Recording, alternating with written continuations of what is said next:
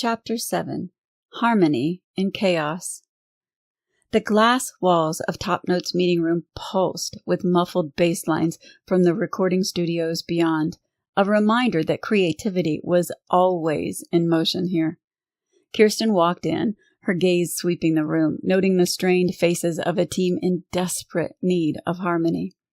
The walls were adorned with platinum records and glossy photos of artists at the peak of their careers, past triumphs that now served as silent reminders of the stakes.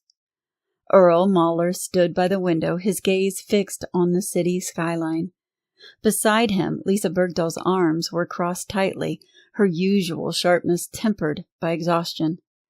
Jason Hammond's fingers tapped a rhythm on the conference table, the only outlet for his pent-up frustration.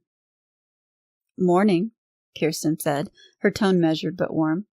She sat at the head of the table, opening her notebook to a fresh page. "I know it's been a tough few months, but today we'll focus on potential. What's possible if we realign?" Earl turned, his jaw set. "We're ready, Dr. Anderson. What do you need from us?" Kirsten nodded. "Your honesty and your willingness to shift perspectives. We've made progress in identifying where the fractures lie. Now it's time to address the energy behind them." Jason raised an eyebrow. "Energy? As in vibes?" "Not exactly," Kirsten replied with a faint smile. "I'm talking about the invisible dynamics that shape how you work together. Trust, intent, and communication. These forces influence outcomes as much as your strategies do." Lisa sighed. "We've tried team-building workshops before. Nothing changes." "Because those workshops only scratch the surface," Kirsten said gently. "We need to go deeper." The night before in her home office, Kirsten had focused on an energetic recalibration exercise called field integration, a practice she reserved for teams struggling with alignment. Using visualization and intention, she created an energetic blueprint of the TopNote leadership team, identifying points of disconnection. Her goal wasn't to directly alter their energy, as she might with Soul Synchronization, but to create a subtle, harmonizing field, one that would encourage openness and collaboration. As she focused, she visualized the tension in the team. Lisa's guarded pragmatism, Earl's steady but solitary drive, and Jason's restless creativity. She didn't attempt to resolve these dynamics outright. Instead, she worked to hold space for candor and focus, imagining their energy softening, aligning just enough for new possibilities to emerge.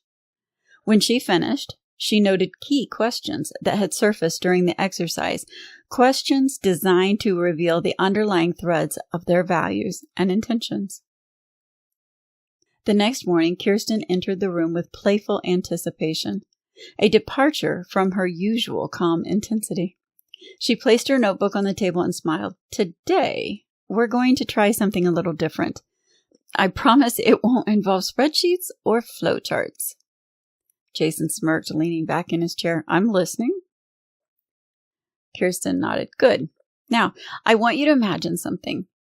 If TopNote were a person, who would they be? Think about their personality, struggles, and interactions with others. Don't overthink it. Just speak from the gut." The team exchanged curious glances, but quickly settled into thought. Kirsten added, "There's no right answer here. This isn't about agreement. It's about perspective." Jason was the first to break the silence. "TopNote would be someone who used to be fearless, the kind of person who walked into a room and owned it. But now, they're second-guessing everything." Lisa nodded, her arms crossed as if steadying herself.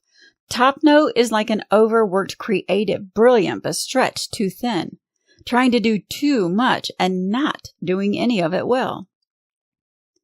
Earl leaned back, his expression pensive.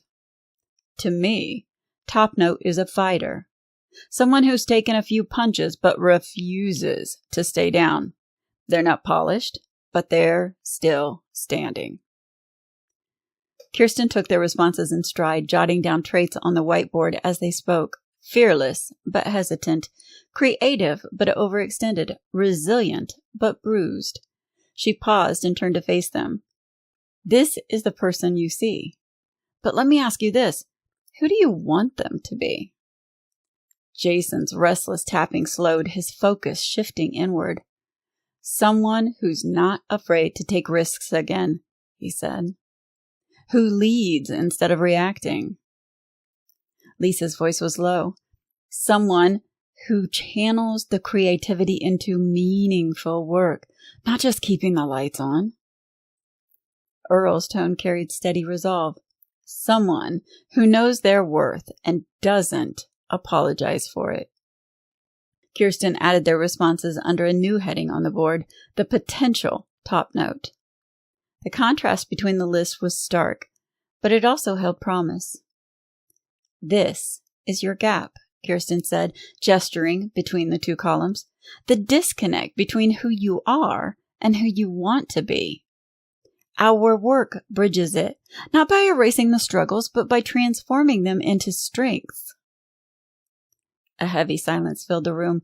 Earl's brow furrowed as he leaned forward. Lately, our story's been about damage control, defending our choices, fighting backlash. Lisa's gaze dropped to the table before lifting again, her eyes reflective. We used to be about breaking barriers, giving artists a platform to say something that mattered. That's your thread, Kirsten said, her voice quiet but firm. Purpose-driven creativity. What if your realignment isn't about avoiding controversy, but embracing it with intention? This is your chance to show the world what you're made of.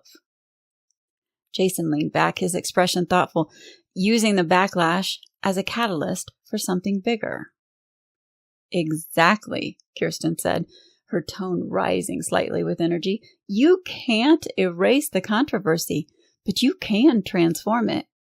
Channel that energy into a campaign that reflects your values, resilience, creativity, and social impact. Earl's eyes sparked with interest.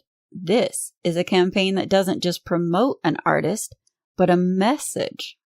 Yes, Kirsten replied, a message that aligns with the cultural shift outside these walls. Over the next few days, Kirsten worked with the team to shape the vision they had begun to uncover.